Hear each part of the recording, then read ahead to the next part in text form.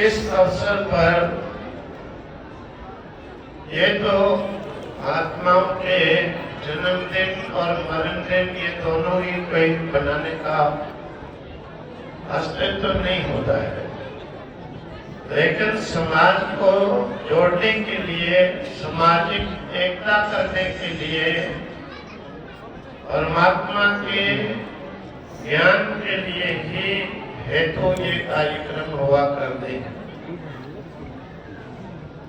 सबसे पहले तो अभी पिछले सप्ताह में ही हमें सारे भारतवासियों को ही, विदेशवासियों को भी बहुत बड़ा गर्व हुआ है, अपने आप को गौरवशाली मान रहे हैं कि 500 वर्षों से चला आ रहा लाखों भक्तों के बलिदान आज जो है वो सफल हुए। उनकी आत्माएं आज अपने बलिदानों को सफल समझ रही होंगी, क्योंकि देखो ये मेरे सामने की बात है। अयोध्या में जैसे यहाँ पर पाइपें बल्ली ट्रक में भरते हैं, इसी प्रकार से वहां पर चौक में, ट्रक में लाशें भरी जाती थी, ऐसे ऊपर तक। इसलिए हमें बड़ा एक जागृति का भी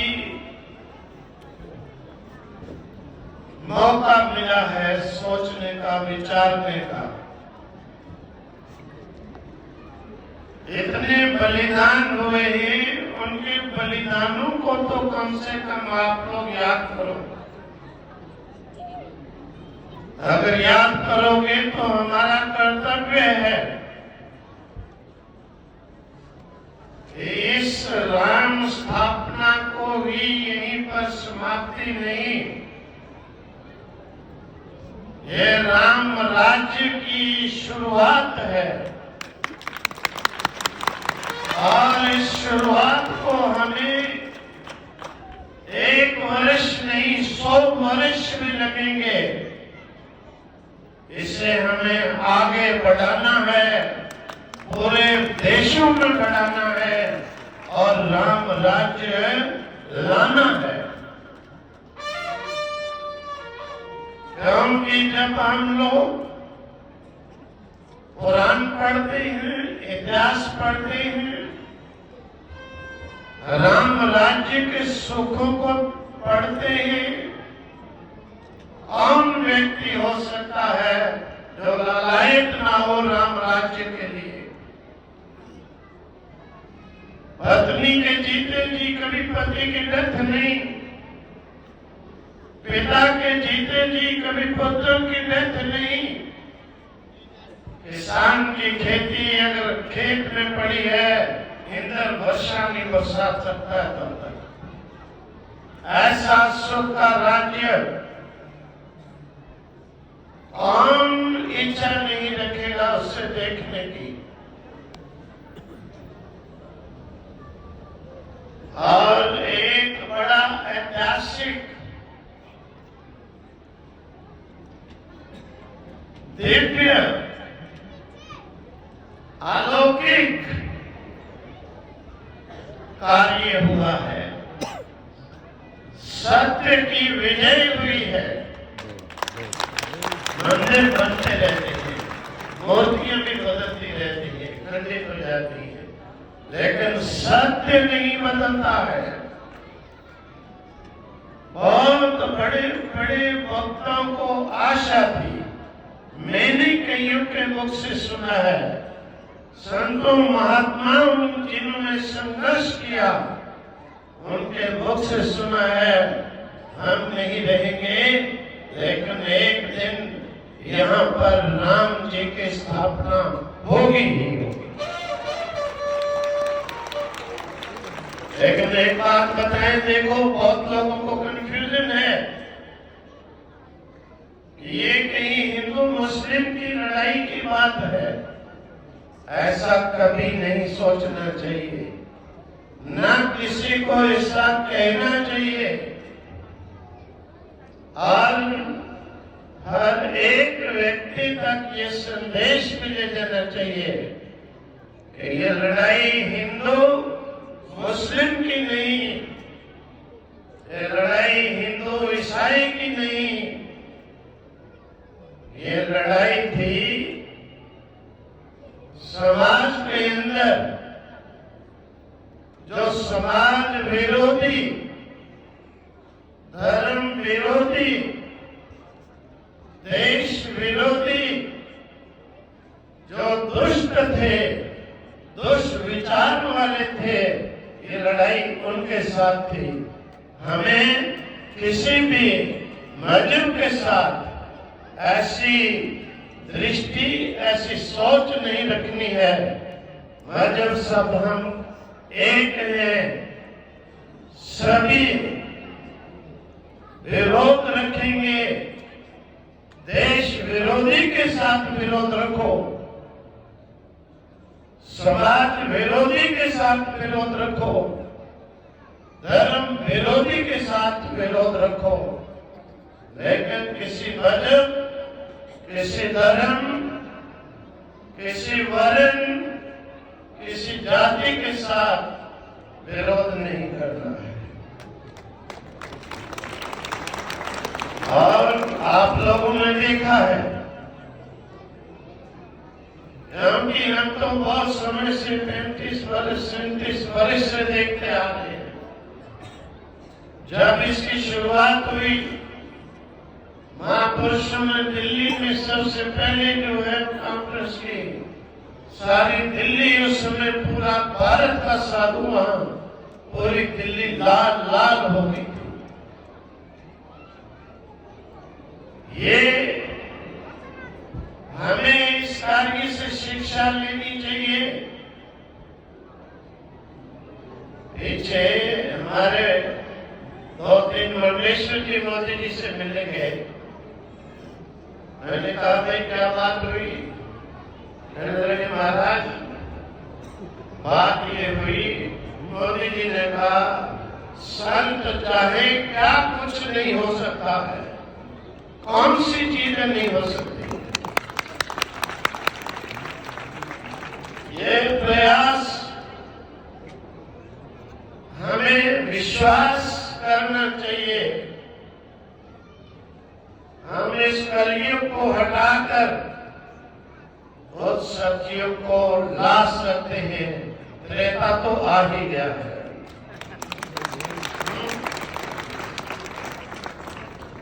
और मैं देखो, मेरे विचार से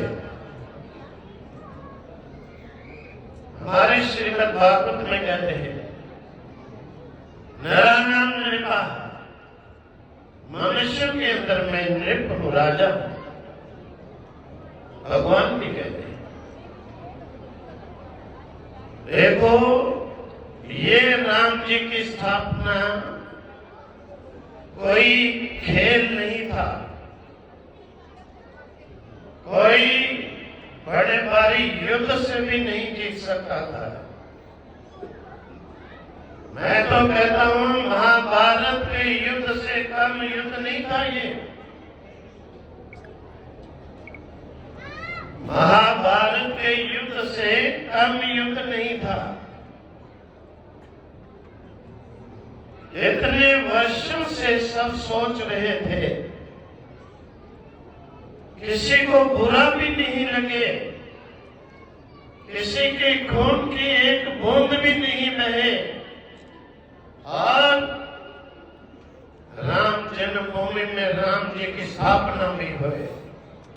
इतने वर्ष के विचार से ये हुई। बहुत लोगों को है वहां में अयोध्या में 50 पत्रकारों ने, मीडिया वालों ने इंटरव्यू लिए होंगे। हर एक मीडिया वाला कहता है, अंतिम प्रश्न पूछता है, महाराज ये तो एक राजनीतिक कार्यक्रम है। अरे भाई क्यों? इतनी बुद्धि तुम्हारी भी चली गई है। बीजेपी है। अरे भाई बीजेपी से हमने क्या लेना? हम लोग संत महात्मा हैं, हम लोग राम जी के लिए लड़ रहे हैं।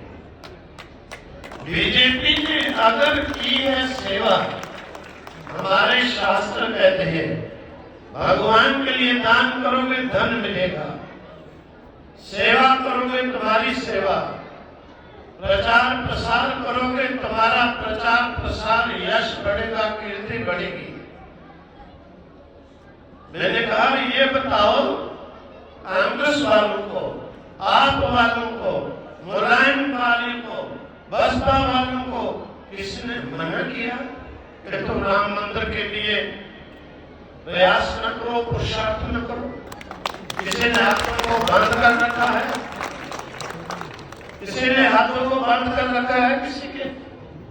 मैं तो अभी भी कहता हूँ मिलने कांग्रेसी भाई तुम भी चलो ना, आगे हो जाओ, छोड़ो अब कब तक? कल ही एक व्यक्ति कह रहे थे कि कांग्रेस 10-20 साल और पीछे जाने के लिए कोई ना कोई मुद्दा बना के रख दिया था। कोई कहावत है ये इसी के लिए भगवान राम ने मना नहीं किया। भगवान राम कोई पार्टी के नहीं है, सभी के हैं, सभी जाति, सभी देश, सभी मजहब, सभी वर्ग। देखो मैं स्वयं, आप लोग बहुत सुने, टीवी में भी देखा होगा, मेरे पीछे दिल्ली के और जो जामा मस्जिद है उसके बड़े मौलाना बैठे थे। मैंने मौलाना जी को पूछा, मौलाना जी कैसा? कहते ये बड़ा आनंद है। मैंने कहा देखो ये क्या हुआ,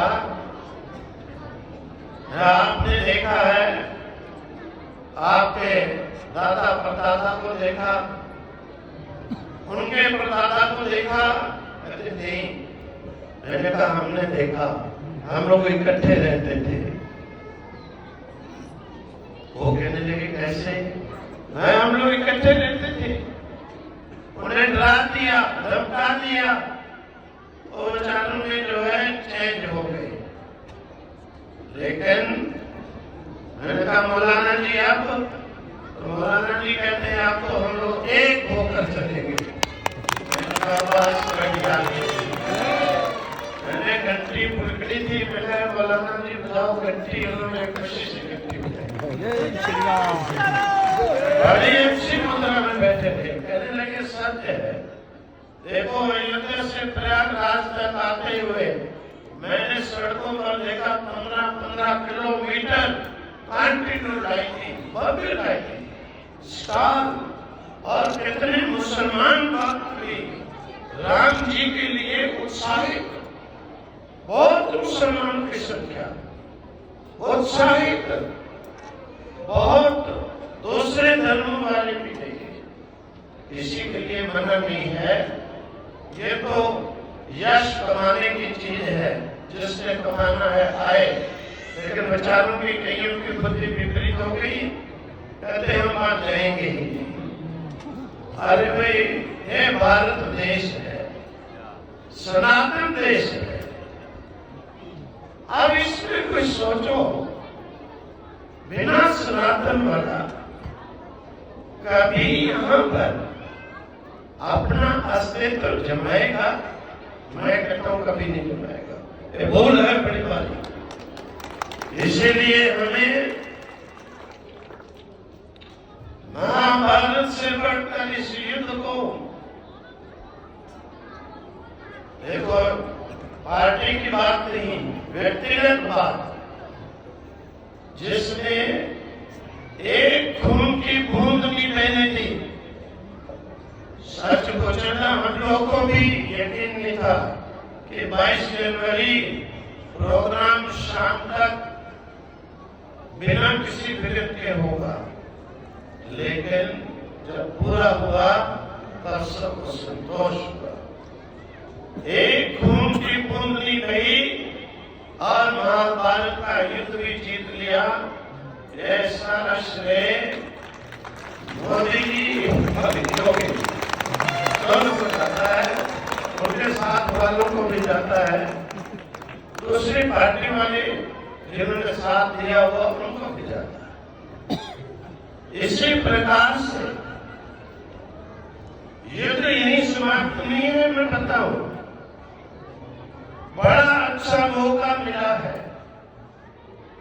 इतना अच्छा मौका मिला है। क्यों? क्योंकि बात ये होती है, हमारे शास्त्रों में कहते हैं देश काल देख करके ही कार्य करना चाहिए। देश काल व्यवहार अगर इनके अगेंस्ट चलोगे तो कार्य नहीं होगा। अब हिंदुस्तान में रहते हो और कि हम अपनी मर्जी से जाकर पाकिस्तान में मंदिर में पूजा करेंगे, नहीं होगी। विचार करके करना पड़ेगा। काल समय क्या कहता है? तुम्हारी विजय होगी, पराजय होगी। समय साथ नहीं दे रहा है, आगे नहीं बढ़ना है। एक समय ऐसे था, हमारे एक महात्मा जी ने गौ हत्या के लिए संघर्ष किया था। करपात्री जी ने दिल्ली में महात्मा के काट कर मार कर ढेर लगा दिए गए और उसी समय शाप मिला था, एक न एक दिन इस शासन का सत्यानाश होगा, विनाश होगा। इतने साधु को निष्प्रभा।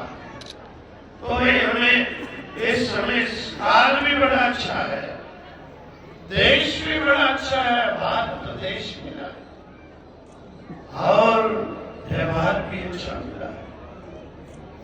इस समय हमें उस राम राज्य की पूरी कोशिश करनी है। राम राज्य कोई भारत में नहीं था, पूरे भूमंडल पर था और पूरे भूमंडल पर मैं बताऊं आज ही शुरुआत हो गई है। एक मीडिया वाले हमसे पूछ रहे थे वहां इसका लाभ किसको होगा? कुछ लोगों को होगा। मैंने कहा लोगों को क्यों पूछते हो? सब देशों को होगा। सब देशों में एकता का संदेश और इस प्रकार से शांति का संदेश सभी देशों में जाए। सभी देश इसे एक्सेप्ट करेंगे और सभी देश में बदलेंगे। इस व्यवहार को देखकर, इस विजय को देखकर, इस सत्य की राम की स्थापना को देखकर सब देश बदलेंगे। याद रखो, देख लेना, सब देश बदलेंगे। इसलिए हाथ पर हाथ रख करके मत बैठो। जो नहीं शामिल हुए वो भी शामिल हो जाओ।